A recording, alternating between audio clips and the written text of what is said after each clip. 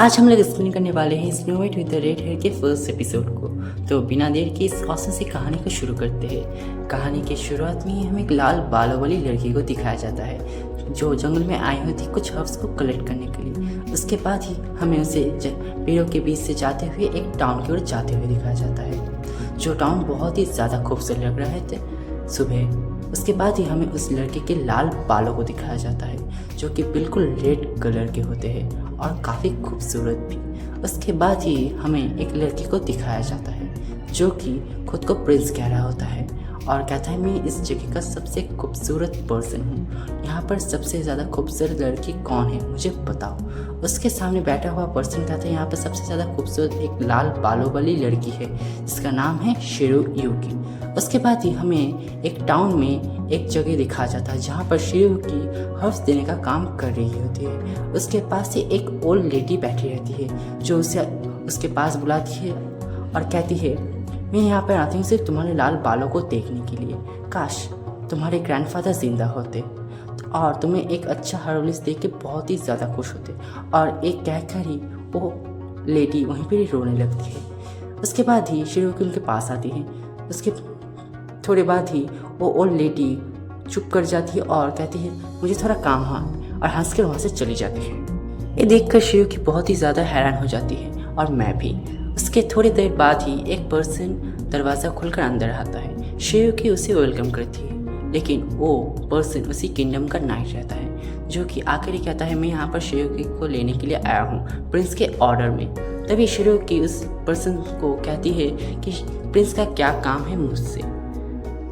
तभी वो नाइट और भी कहता है कि शिरोयुकी के लाल बाल प्रिंस को बहुत ही ज़्यादा पसंद आए हैं और प्रिंस चाहते हैं कि शिरोयुकी उनकी वाइफ बने। और तभी जाने से पहले वो नाइट शिरोयुकी को डराते हुए कहता है कि तुम्हारे लिए वो यही अच्छा होगा कि तुम प्रिंस की बात मान लो वरना तुम्हारे लिए अंजाम बहुत ही ज़्यादा बुरा होगा।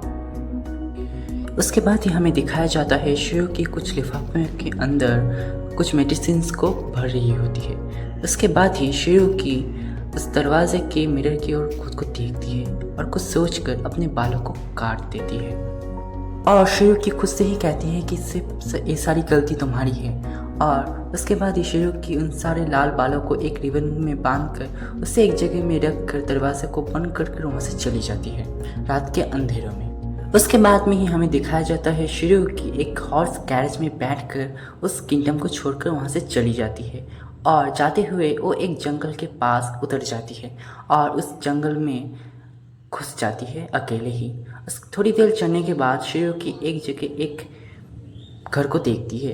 उसके बाद ही शिरोयुकी उस घर के पास जाती है और उस घर में बहुत ही ज़ोर से लोगों को पुकारने लगती है लेकिन वहाँ पे कोई भी नहीं रहता।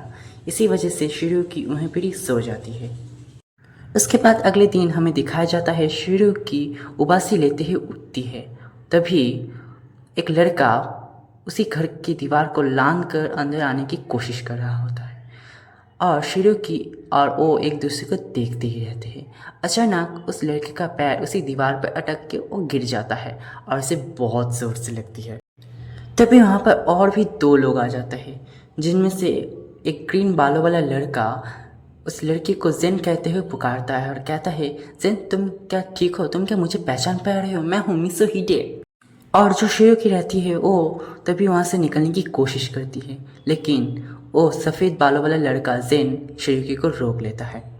तभी जेन शिरोयुकी से पूछता है तुम यहाँ पर क्या कर रही हो, तुम यहाँ पर किस लिए आई हो और अब तुमने अपने बालों को क्यों ढक रखा है। तभी जेन अपनी तलवार से शिरोयुकी की हुडी को खोल देता है और ये देखकर सब हैरान हो जाते हैं कि शिरोयुकी के बाल रेड कलर के हैं। तभी शिरोयुकी उन सभी को कहती है कि मैं एक विजिटर हूँ और मैं यहाँ पर आई हूँ घूमने के लिए लेकिन मैं गलती से इस जगह का रास्ता भूल चुकी हूँ बाहर जाने का।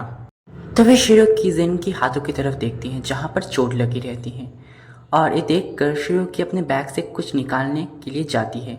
ये देखकर जेन अपनी तलवार को आगे करते हुए कहता है कि तुम क्या पॉइजन निकाल रही हो अपने बैग से।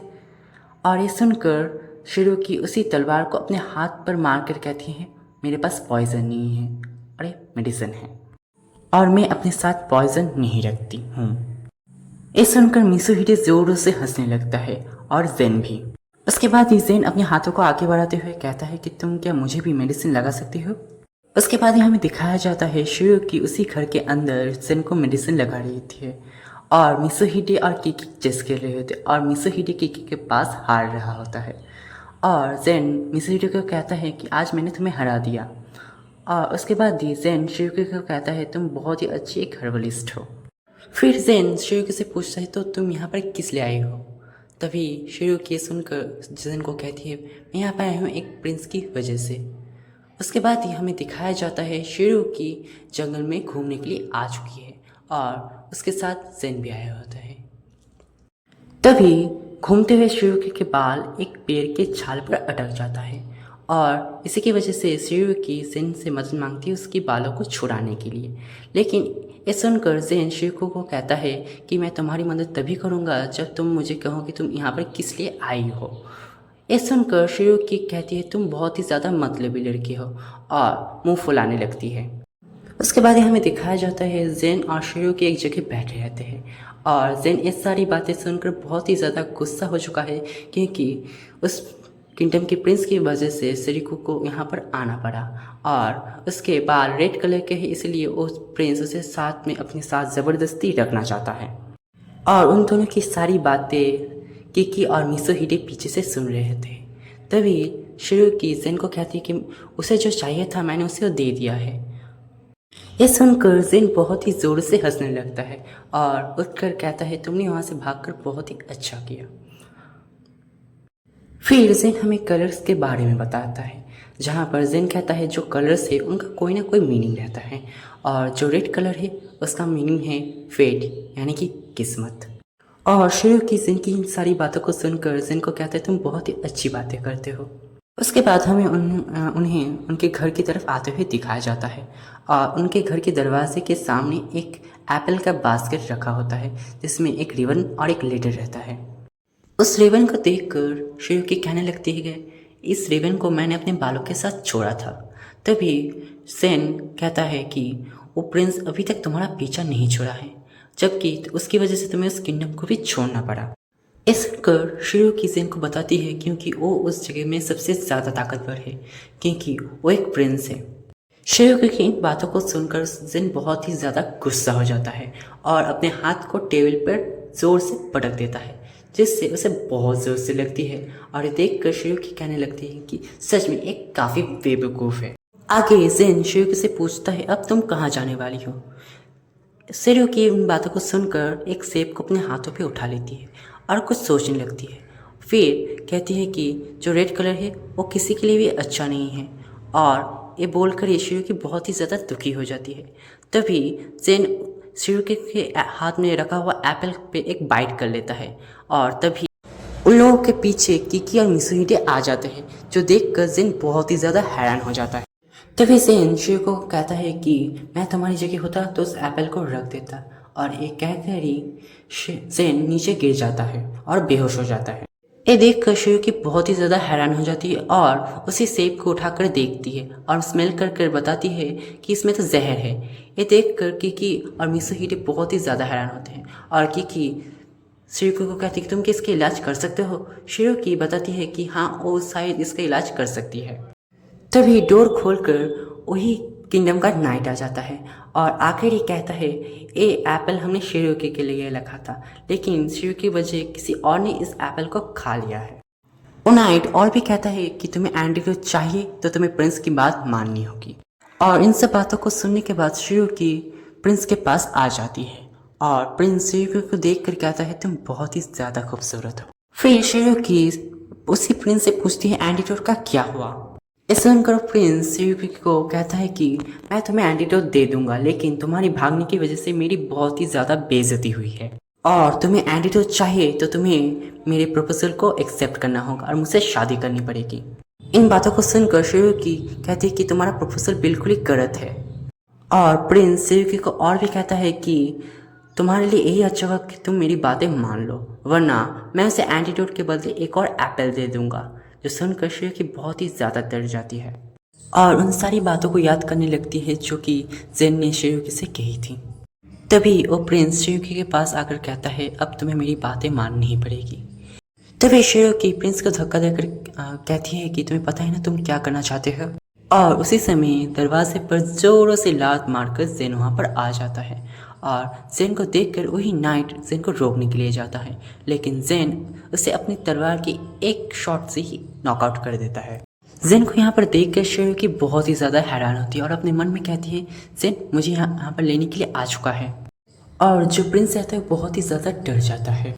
तभी शेरोकी जेन के हाथों की तरफ देखकर जेन के पास आकर कहती है अब तुम्हारे हाथों का चोट कैसा है। तभी जेन शेरोकी को कहता है कि मेरे हाथों का चोट अब बहुत ही अच्छा है। तभी शेरोकी जेन से पूछने लगती है कि तुम्हें तो जहर दिया गया था, अब तुम्हारी बॉडी कैसी है। ये सुनकर जेन कहता है कि मेरी बॉडी मैं अभी ठीक हूँ और मुझे पॉइजन की आदत है। और वो प्रिंस जेन को कहने लगता है कि बहुत ही बुरी बात है कि वो एप्पल तुमने खा लिया था। मैंने उन एप्पल्स को शेरोकी के लिए रखा था, जिसकी वजह से मैं उसे बहुत ही आसानी के साथ यहाँ पर ले आ पाता। उस प्रिंस की इन बातों को सुनकर जेन कहता है कि तुम जैसे पर्सन से यही उम्मीद थी। इनकी इन सब बातों को सुनकर प्रिंस कहने लगता है कि तुम याद रखना चाहिए कि मैं किंगडम का प्रिंस हूँ। तभी जेन कहने लगता है प्रिंस ऑफ टैमरिन राज सेनेजान। ये सुनकर प्रिंस राज बहुत ही ज़्यादा हैरान हो जाते हैं और तभी जेन अपनी तलवार को आगे करते हुए दिखाता है, उसमें एक सिंबल है जो देखकर प्रिंस राज कहते हैं कि मैं इस सिंबल को जानता हूँ। फिर जेन कहता है कि वो है कैसियल किंगडम का सेकंड प्रिंस जेन बेलकास्ट। ये सुनकर प्रिंस राज और शेरोकी बहुत ही ज़्यादा हैरान हो जाते हैं और प्रिंस राज तो पूरी तरीके से डर जाते हैं। तभी शेरोकी जेन के पास आकर कहती है कि तुम्हें पता है ना मैं इन सभी को हैंडल कर सकती हूँ। ये सुनने के बाद जेन शेरोकी को कहता है कि तुम्हें पता है ना उसने मुझे जहर दिया है, यानी कि एक दूसरी किंगडम के प्रिंस को। इन बातों को सुनकर प्रिंस राज जेन को कहता है कि तुम्हारे पास क्या कोई सबूत है कि मैंने ही तुम्हें जहर दिया है। तभी मिसोहिटी और किकी आकर वहाँ पर कहते हैं कि हम इन सारी बातों को ऑफिशियली सॉल्व कर लेंगे। फिर जेन प्रिंस राज के पास आकर कहता है चलो एक डील करते हैं, तुम शेरोकी को जाने दो तो मैं इन सारी बातों के बारे में किसी को भी नहीं बताऊंगा। प्रिंस राज जेन की इन बातों को बिल्कुल भी मानना नहीं चाहता था। तभी जेन अपनी तलवार को आगे करता है और प्रिंस राज वहाँ से गिर जाते हैं। तभी जेन शेरोकी को कहता है कि शायद तुम्हें उसे कुछ बताना है और यही अच्छा समय है। तभी शेरोकी प्रिंस राज के पास आ जाती है और कहती है कि तुम बहुत ही ज़्यादा वीक हो चुके हो, चलो एक एप्पल खा लो। इन बातों को सुनकर प्रिंस राज बहुत ही ज़्यादा घबरा जाते हैं। तभी शेरोकी प्रिंस राज को कहती कि अभी के अभी जेन को एंटीडोट दे दो। उसके बाद हमें प्रिंस राज को वहाँ से जाते हुए दिखाया जाता है और जेन एंटीडोट को पी रहा होता है और नीचे शेरोकी बैठी रहती है। फिर शेरोकी जेन को उसे बचाने के लिए थैंक यू कहती है और जेन से माफ़ी भी मांगती है कि उसकी वजह से उन लोगों को इतनी तकलीफ झेलनी पड़ी। शेरोकी की इन बातों को सुनकर जेन कहता है मुझे रेड एप्पल से पॉइजन दिया गया था, इसमें तुम्हारी कोई भी गलती नहीं है।